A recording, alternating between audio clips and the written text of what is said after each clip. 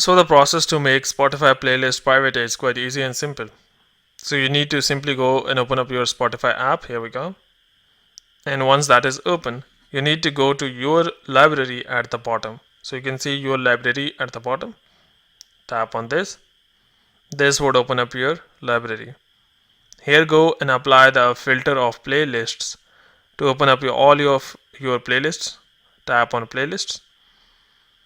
And here you can go to any of the playlists which you want to make private. For example, this one. And once that is open, simply go and tap on these three dots at the middle. So you can see above the add song there are three dots. Tap on this one. Now here you have option of make private. Tap on this one.